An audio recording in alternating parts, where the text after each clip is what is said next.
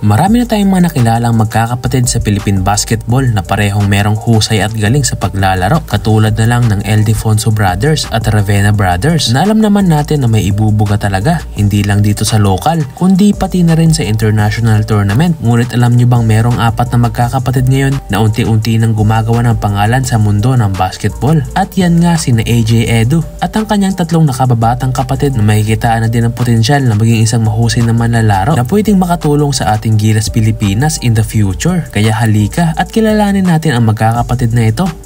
So unahin na nga natin mga boss itong pinakamatanda sa kanilang magkakapatid na walang iba kundi ang ating Gilas big man na si AJ Edu. Si AJ mga boss ay ipinanganak noong January 1, 2000 sa Cyprus, Middle East. Siya ay maagang nahilig sa larong basketball at sa edad lang na 7 years old ay natuto na siyang maglaro. Ang nanay ni AJ ay isang Filipina at ang kanya namang tatay ay isang Nigerian. Si AJ ay lumaki sa Cyprus at dito na rin siya unang nahasa sa paglalaro. Ngunit lumipat naman siya sa United Kingdom upang ipagpatuloy ang kanyang high school at ang kanyang collegiate basketball career. Doon ay lalong nahasa ang kanyang talento. Kaya nabibigyan siya ng pagkakataong makapaglaro sa iba't ibang international tournament sa UK at hindi rin nagtagal ay napansin siya at naging parte ng Gilas Youth Team. Kaya meron tayo noong Twin Tower sa Gilas at sa ngayon ay naglalaro si AJ Edu sa Japan at maganda rin ang kanyang nagiging performance dito at isa rin siya sa pinakamahalagang player ngayon ng Gilas Pilipinas. At move forward tayo mga boss dahil mukhang may susunod na sa yapak ni AJ Edu dahil ang kanyang mga kapatid ay mga mamaw na rin ngayon kung maglaro.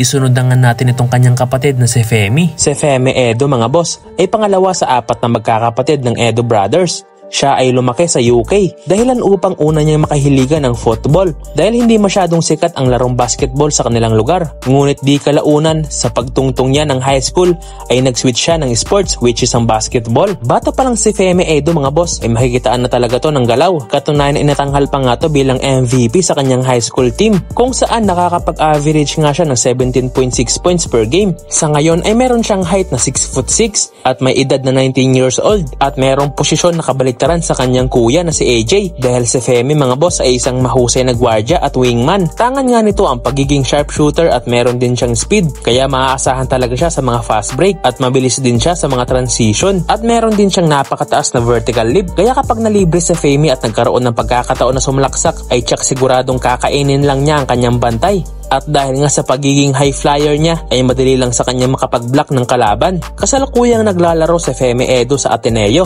At ang kagandahan kay Femi mga boss ay naglalaro siya sa mga matataas na liga dito sa Pilipinas. Maganda nga to para mahasa siyang makipagsabayan sa mga malalakas din naman na laro. At ang sunod ay ang pangatlo sa kanilang magkakapatid na si Toby Edu. Siya ay kasalukuyang may edad na 16 years old at may projected height na 7-footer. Ngunit ang nakakalangkot mga boss ay hindi basketball ang kanyang sports. Bagkos ay nahilig ito sa larong football.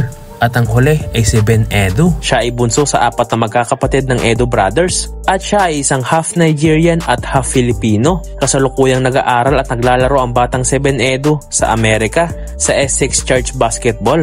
At madalas itong makakuha ng mga award katulad na lang ng MVP at Best Player of the Game. At maisingit ko lang mga boss no, maaari bang pakipindot naman ng like at mag-subscribe ka na sa ating channel.